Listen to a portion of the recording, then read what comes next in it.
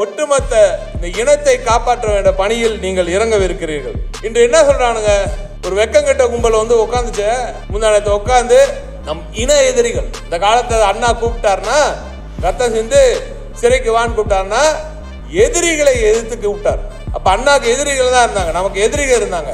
ஆனா இன்னைக்கு துரோகிகளும் இருக்கிறார்கள், மிகப்பெரிய துரோகிகள் இருக்கிறார்கள். இந்த இனத்திலே இருந்து கொண்டு நம்மோடு இருந்து கொண்டு திராவிடம் என்ற அந்த மகத்தான சொல்லை அவர்களின் கட்சியின் பெயரிலேயே சுமந்து கொண்டு திராவிடத்தை ஒழிப்போன்னு ஒருத்த போஸ்டர் அடிக்கிறான். இவன் போய் உட்கார்றான், வெக்கம் கெட்டவன். பெரியாரை அண்ணா கொச்சப்படுத்துறான், உட்காந்து மேடை நாகரிகம் சொல்லிட்டு உட்காந்துருக்கான். எப்படிப்பட்ட எதிரிகளையும் துரோகிகளையும் நாம் சந்திக்கிறோம். எதிரிகள் என்ன பண்றாங்க? கீழடி நாகரிகம் நம் தமிழினத்தின் அடையாளம்.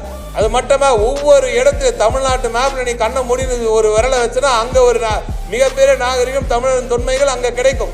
அப்படிப்பட்ட நாகரிகம் இது. ஏன் இந்தியாவில் தமிழ்நாட்டில் மட்டும் இல்லடா, நீ வட இந்தியாவில் எங்க வேணா போய் கையை வை, அங்க இருப்பான் தமிழன். ஏன் இந்த பக்கம் கம்போடியா போ, அங்க கை வை, அங்க தமிழர் நாகரிகம் பற்றின உண்மைகள் கிடைக்கும். அப்படிப்பட்ட வரலாற்றை நீ மறைக்க நினைக்கிற, இது சூரியன்டா. இதை மறைக்கிறது உங்களை மாதிரி ஆளுங்களாம் வேலைக்கு ஆகாது. அப்படிப்பட்ட ஒரு இனம், இந்த இனத்தை மீண்டும் தலைநிமிர செய்து மீண்டும் ஒளிப்பாய்ச்சியது உதயசூரியன்.